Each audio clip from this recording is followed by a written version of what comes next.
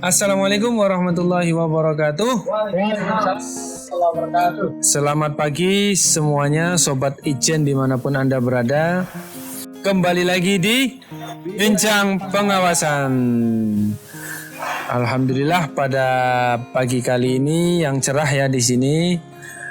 Ijen kembali menyapa Sobat Ijen semua.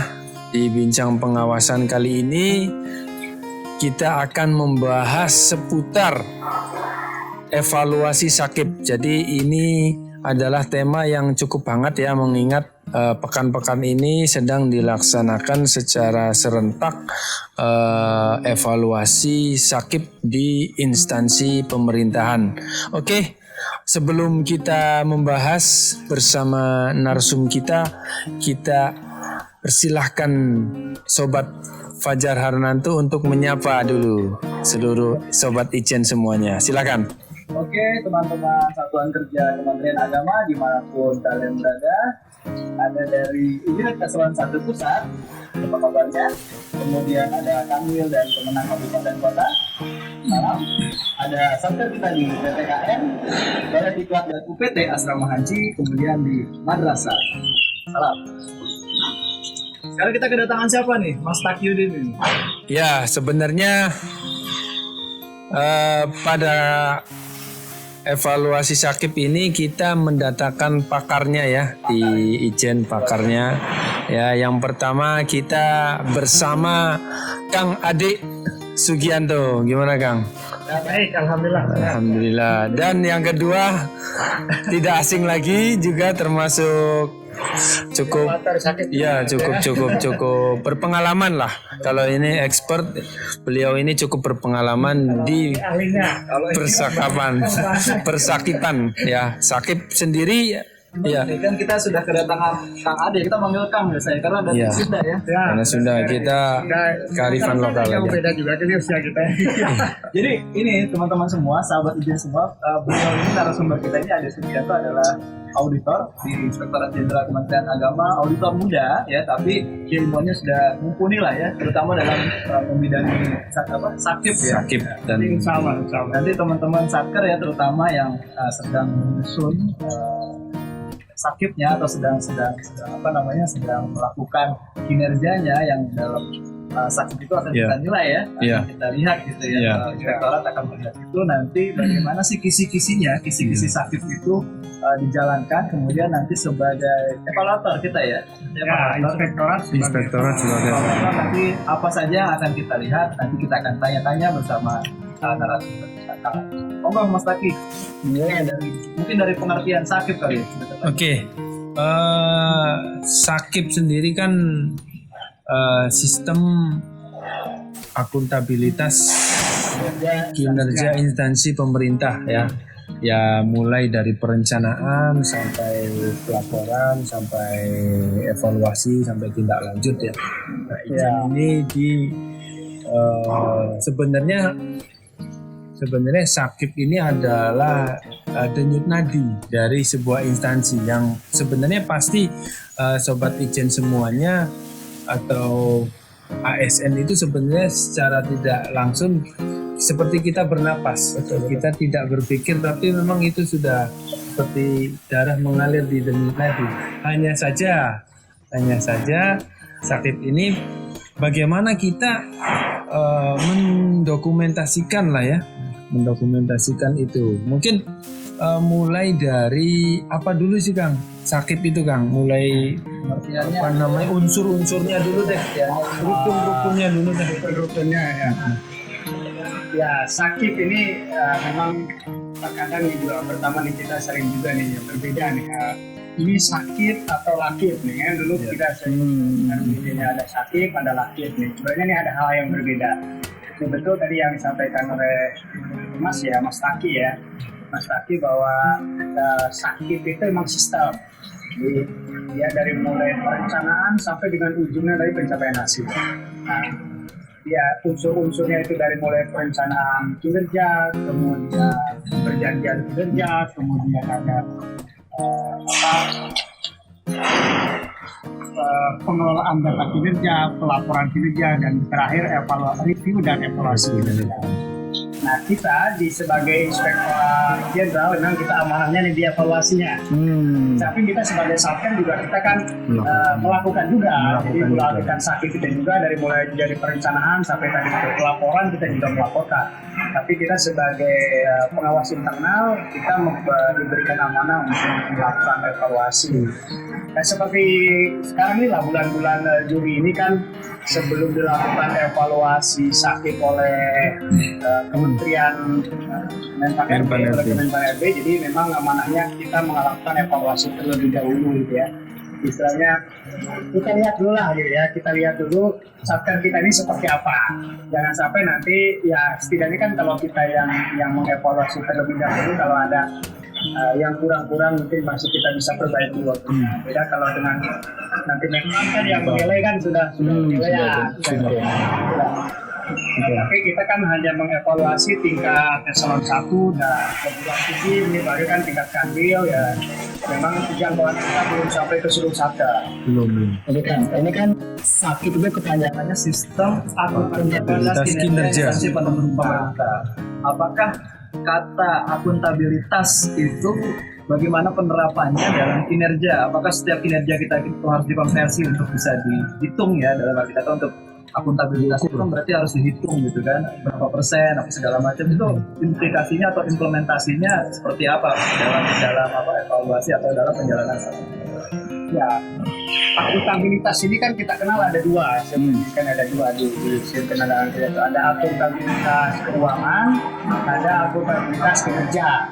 Nah, kalau akuntabilitas keuangan kan bisa tergambar di laporan keuangan. Nah, ini hitungan angka-angka, ada hitungan angka-angka. Angka yang disajikan itu benar atau tidak, didukung dengan bukti yang sah dan valid atau tidak. Kalau akuntabilitas kinerja ini terkait dengan hasil kinerjanya. Hasil kinerja ya. Kinerjanya. Ketika kita diberikan anggaran misal untuk misal untuk penyelenggaraan nikah lah gitu ya. Nah, nikah kan ada biayanya tuh dari negara untuk membiayai pelaksanaan kita sebagai pengadministrasi nikah kan. Nah, maka diukur salah satu yang bisa diukur dari kinerjanya itu seberapa banyak yang bisa kita nikahkan sesuai prosedur.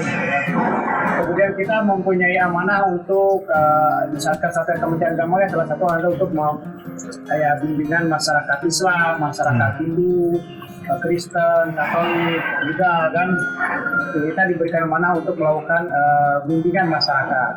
Nah, bimbingan kan tentunya kita ingin menginginkan masyarakat yang harmonis lah, seperti dengan visi kita kan harmonis. Nah, maka ukurannya apakah masyarakat kita memang sudah rukun, sudah harmonis atau tidak? Jadi kinerja kita itu dilihat dalam dokumen-dokumen sakit itu gitu ya. Nah, fakta bahwa keharmonisan itu kemudian kerukunan di masyarakat itu diungkapkanlah di laporan jadi sakit.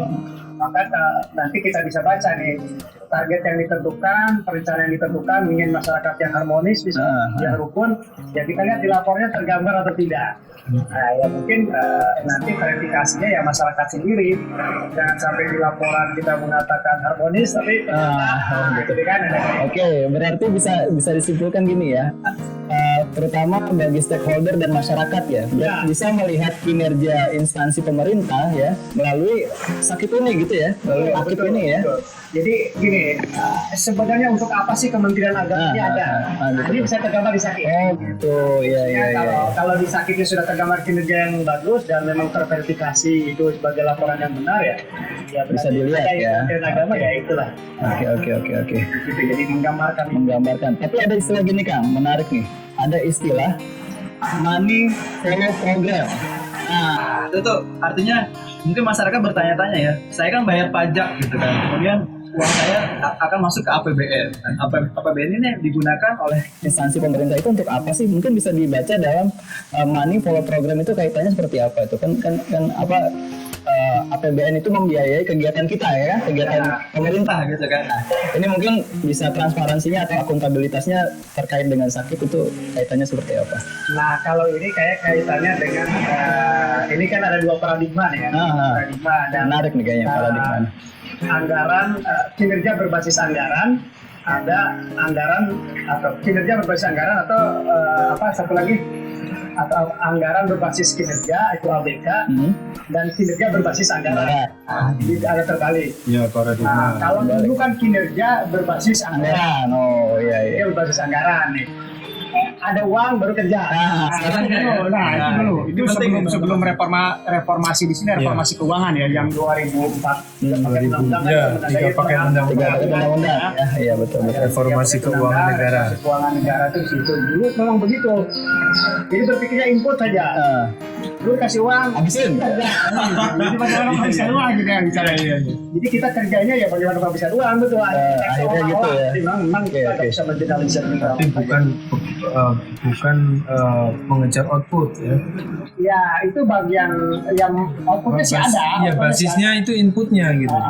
Mengejar input, ada kerja. Tapi kan hasil kerjanya memang output Memang juga. ada, ya. Nah sekarang gimana? Nah setelah reformasi memang keinginannya bergeser dari tadi menjadi ABK.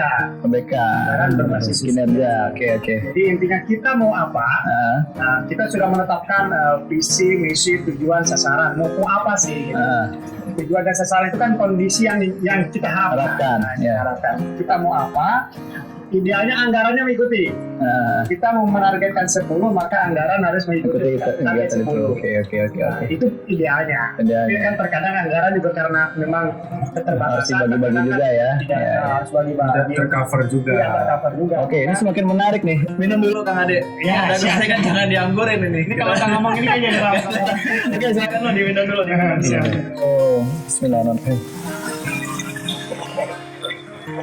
Ya karena kalau sudah berbicara anggaran Gitu ya, sensitif ya memang ya. Ya, kinerja terutama pemerintahan gitu ya, instansi pemerintah, kemudian ASN memang disoroti sekali gitu kan untuk saat ini gitu. Nah makanya dalam sakit ini mungkin nanti bisa dibaca sebagai pertanggungjawaban mungkin ya, kalau bahasa saya pertanggungjawaban gitu kali ya.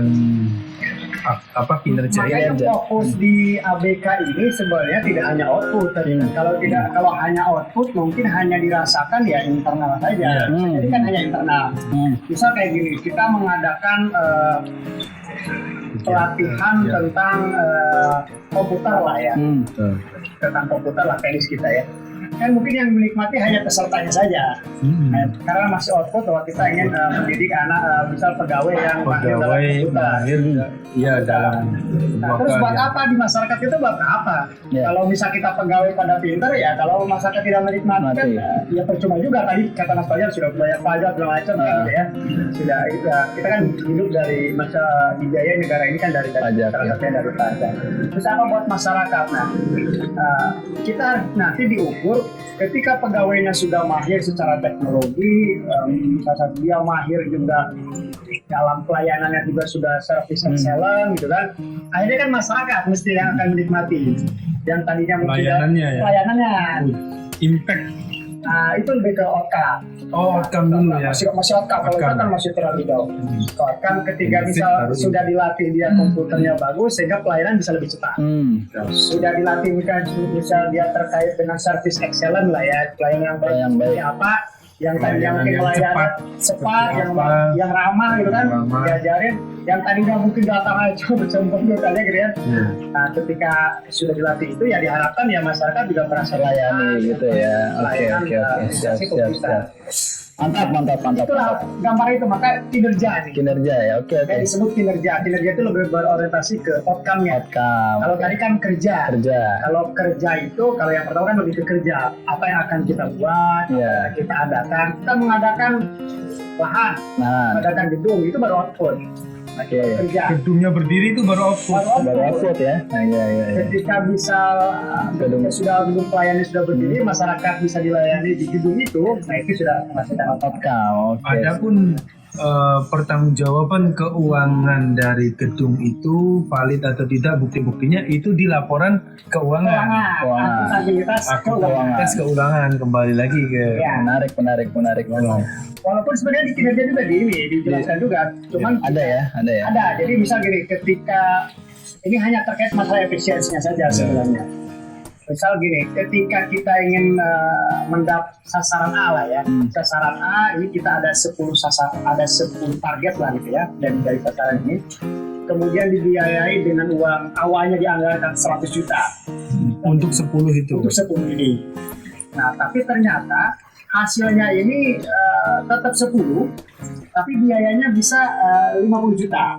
Cuman 50 juta. Hasilnya tetap sesuai yang diharapkan, tapi biayanya cuma 50 juta. Nah, ini juga tergambar di sini. Berarti Efisien. kita sudah melakukan efisiensi. Efisiensi. Oke, berarti yang dinilai itu adalah hasil dari pemanfaatan anggaran itu ya, Ya. yang bisa dirasakan gitu Berapa ya. kualitas Iya. dengan modal yang Yang mungkin bisa Iya, diefisiensi gitu ya. tergambar Oke. juga di tergambar juga. sakit. Sakit, tapi hanya tingkat efisiensi saja, bukan terkait tadi Iya, masalah data-data keuangan Iya, lengkap, bukan kan ada. validitasnya, bukan masalah itu. Oke Kang, itu kan tadi untuk masyarakat ya Kak? Iya. Ya Mas Taki ya. Kalau kita sebagai katakanlah satuan kerja gitu ya, ataupun sebagai yang menjalani dari sakit ini gitu, apa saja sih yang kira-kira aspek-aspeknya yang perlu diperkuat atau perlu dilaksanakan gitu ya? Itu mungkin bisa di-share untuk teman-teman satker kita nih. Apa aja? Mungkin ini Mas Fajar mungkin bisa nge-share juga sebagai evaluator, mungkin lebih spesifik mungkin yang di mana sih pengalaman Mas Fajar ini dalam melakukan evaluasi atau Ini audit ada ininya kerja dan masternya. enggak, maksudnya lebih spesifik dari temuan-temuan di daerah di satker itu yang kira-kira menurut Mas Fajar ini lemah gitu atau masih keliru-keliru gitu dalam mendokumentasikan tuh. Ya itu boleh lah nanti dijawab sekalian Kang Ade, ini pertanyaannya Jadi tiketnya ke sini dulu ya. Karena ini teman-teman ini saya kalau bicarakan tentang ini ada ahlinya agak minder ya. Jadi mending kita tanyakan langsung ke Kang Ade. Iya, silakan. kalinya nih. Ya, jadi makanya ini kayaknya perlu saya sampaikan dulu, ini manfaatnya apa sih sebenarnya betul, itu juga buat satker ini kan. Iya, betul. Perlu kita sama pahami lah. Terus mungkin nanti kira-kira apa sih yang perlu dilakukan gitu kan ya. Yang pertama ini bisa membangun result oriented governance. Jadi ini berorientasi hasil lah. Karena kan di sakit ini pertama kan dari perencanaan sudah ditentukan ya. Kita itu mau kemana, mau mendapatkan apa. Jadi kondisinya sudah kita ditentukan dari awal. Dari perencanaan, baik itu perencanaan jangka menengah yang 5 tahun atau nanti ke yang ini dalam bentuk renstra atau dalam perencanaan tahunan. Ada dikenal dengan renja, rencana kinerja, atau kalau istilah di Menpan itu rencana kerja tahunan. Kemudian ada lagi perjanjian kinerja, itu kan itu rencana tahunan. Kemudian di anggarannya itu yang disebut dengan RKKL. Itu karena ini sudah ditentukan ujungnya mau seperti apa, maka ini jadi jelas. Makanya itu, kalau kita menjaga, artinya pasti uang yang kita kelola, uang yang diperoleh dari anggaran dari APBN ini jelas mau kemana. Oke. Kita berorientasi hasil. Itu manfaatnya kalau kita sudah menyelenggarakan sakit. Kemudian yang kedua mendorong peningkatan akuntabilitas. Nah kalau akuntabilitas kan tadi kita ada tahapan nanti itu ada pelaporan kinerja namanya. Laporan kinerja. Kalau dulu istilahnya lakip tadi. Lakip ya, tadi di awal. Perbedaan sakit dan lakip itu. Lakip. Nah kalau sekarang lebih dikenal dengan laporan LKJ. kinerja, LKJ biasa kita singkat. Nah di situ kan menggambarkan yang direncanakan ini bagaimana sih keberhasilannya. Tidak berhasil apa masalahnya. Nah, kira-kira hambatannya apa sehingga itu tidak berhasil. Kemudian ini juga kan bisa menjadi nanti gambaran untuk yang tahun depan. Oh dulu melaksanakan itu hambatannya ini. Nah dengan adanya laporan itu dan laporan ini kan bisa dipublish di web, sehingga masyarakat tuh bisa membaca, semua stakeholder bisa membaca seberapa yang direncanakan, berapa yang dihasilkan di lembaga. Makanya ini akan lebih akuntabilitas kalau diselenggarakan. Yang penting tetap transparan dalam penyampaiannya. Kemudian peningkatan kinerja dan konsistensi perbaikan. Karena kita memiliki gambaran tadi di laporan bahwa misal ketidakberhasilan itu karena sebabnya ini, kemudian peluangnya juga sudah sampaikan. Mungkin kalau begini bagus, dan di rekomendasi dilaporkan bisa digambarkan bagus. Sehingga ini menjadi bahan perbaikan ke depan.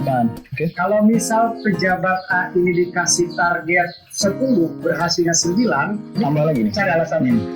Untuk peningkatan kinerja kenapa nih masalah? Kalau diketemukan masalahnya karena misal tadi ya bisa saja misal karena kekurangan pegawai, maka untuk peningkatan kinerjanya ya berarti perlu penambahan pegawai. Nah, kalau misalnya gini Kang, dia punya target 10 misalnya, Ya. tercapai 2, bolehkah targetnya itu kita ganti atau mungkin karena reasoningnya itu ada segala macam hambatan yang sangat besar yang tidak bisa diatasi gitu ya, anggap saja tidak bisa diatasi, apakah solusinya sasaran kinerjanya itu diganti atau mungkin lebih dibuat pemakluman gitu, artinya memang sasaran ini memang sulit gitu, atau seperti apa solusinya?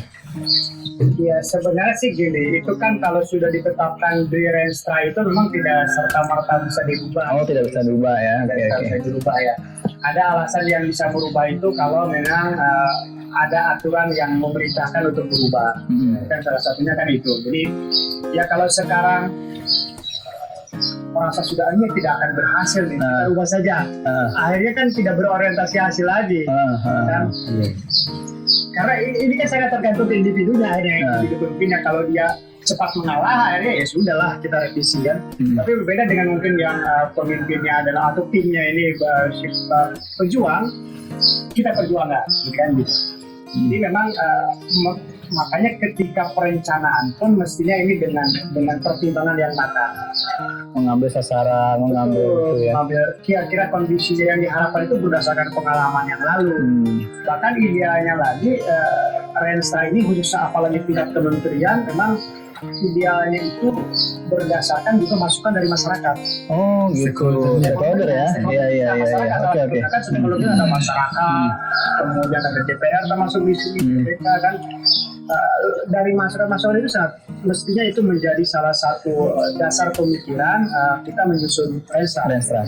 Dan pengalaman sebelumnya, misal trennya dalam 5 tahun itu ya sambil kita juga perlu memprediksi kira-kira ke depan itu akan apa, terjadi apa. Nah, selama Kang Ade menjalani sebagai evaluator ya, karena tugasnya mungkin di Itjen sebagai evaluator ya, kira-kira masalah yang paling ruwet lah ya, Mas Taki ya, paling ruwet dan kira-kira ini nih Satker nih sebenarnya keliru tapi memang karena belum paham ya. Iya. Barangkali ada yang Satker itu di kira-kira apa tuh? Ya memang sih sepertinya ini kita perlu sosialisasi yang lebih masif ya. Iya. Sepertinya begitu. Tapi mungkin juga ada yang saya nggak tahu juga nih apakah karena memang ketidaktahuan atau memang ketidakmauan ini kan perlu dibuktikan. Iya. Ini perlu dibuktikan. Tapi memang ketika kita evaluasikan kita lihat ya masalah konsistensi dalam penyelenggaraan sakit ini kan masih lemah gitu. Mungkin yang bukan masih lemah ya, lebih tepatnya ya. Ya kurang digeber lah ya. Karena kita kan sudah baik lah. Kalau saya bilang masih lemah kayak terlalu ini. Iya. Kurang ini lah. Kalau kita belum mencapai A ya kita agak kurang lah. Iya betul. Ya, kita masih kurang. Ya memang itu yang jadi masalah karena mungkin karena Satker kita ini kan banyak juga banyak. Kemudian kan kalau ketentuan Perpresnya kan Perpres 29 itu kan tahun 2014 ini setiap Satker nih amanahnya nih. Setiap Satker ya.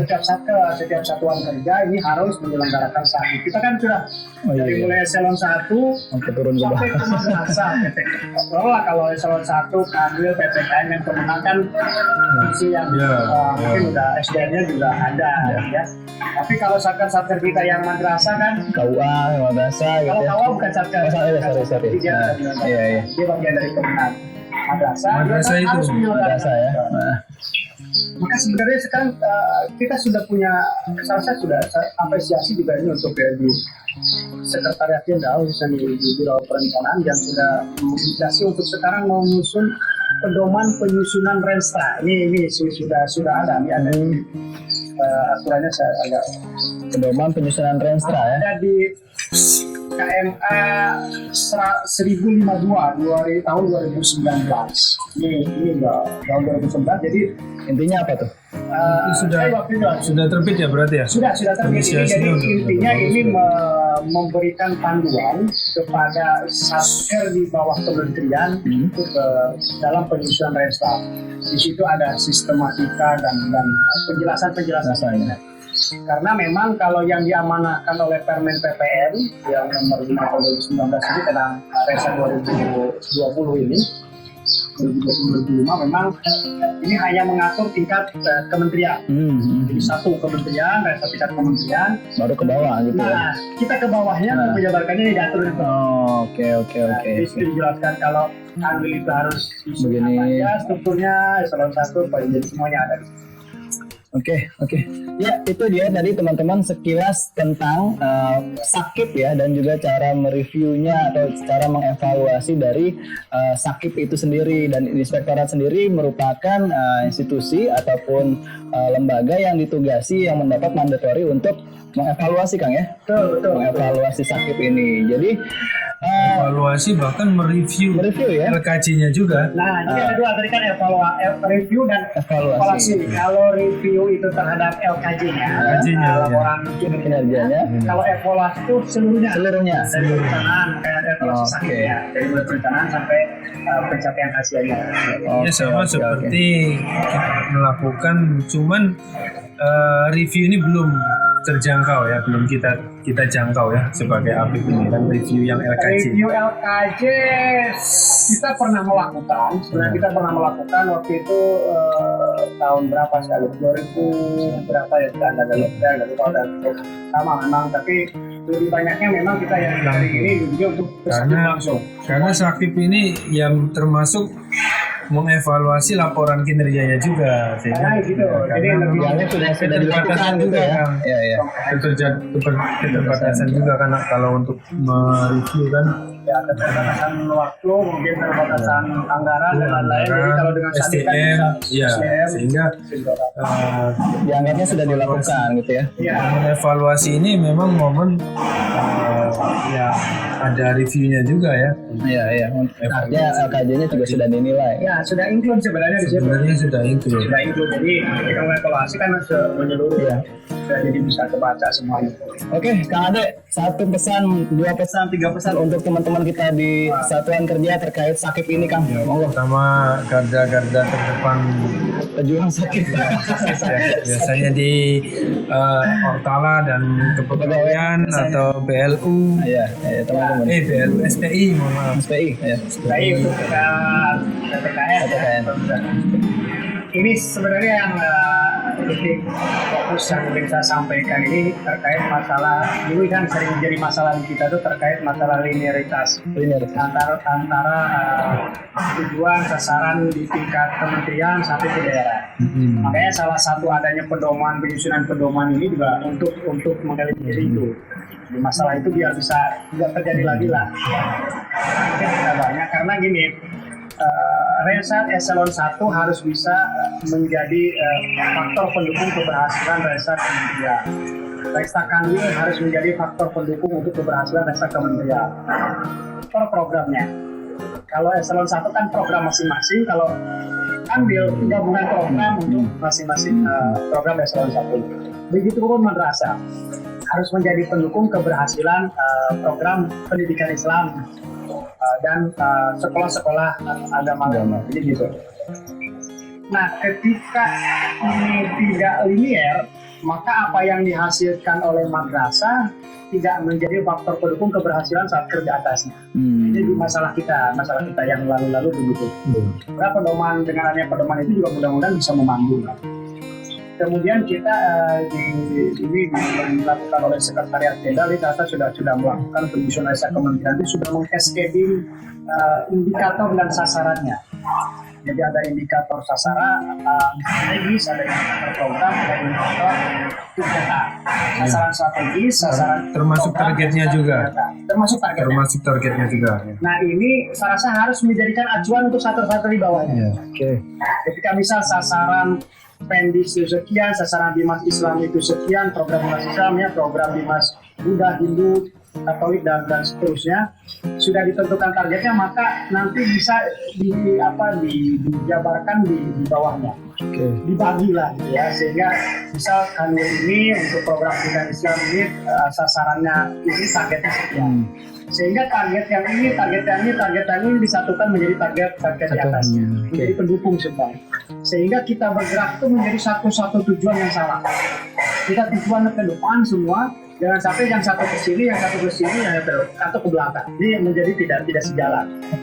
Nah, faktor linearitas ini menjadi fokus Penting ya. penting, maka kita sebagai evaluator ya berharap bahwa satker ini momennya sekarang periode awal Rensa ya bisa mengacu ke situ lah, ke Rensa. Kan Rensanya sudah ditentukan juga Rensa Kementerian ini dengan PMA 18 kok Yang baru ya. tahun 2020 ini sudah kita tingkat kementerian sudah menetapkan Rensa, Sudah terbit ya. sudah terbit ya periode 2020-2024.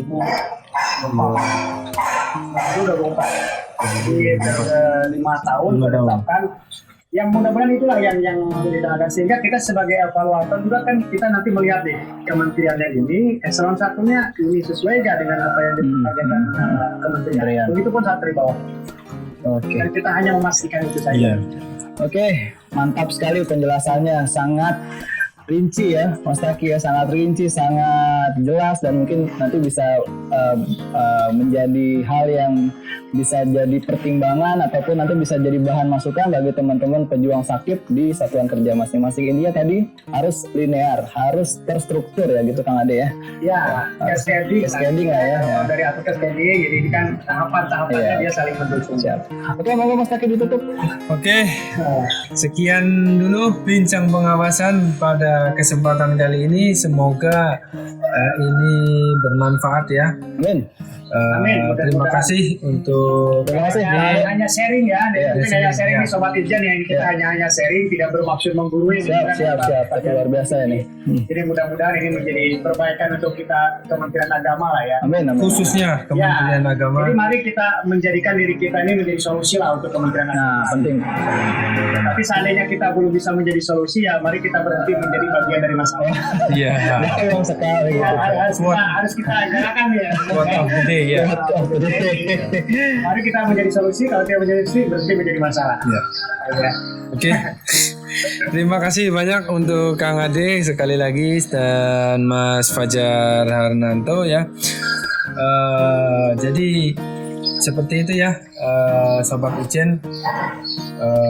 Kita kembali lagi, sampai jumpa lagi di bincang pengawasan berikutnya.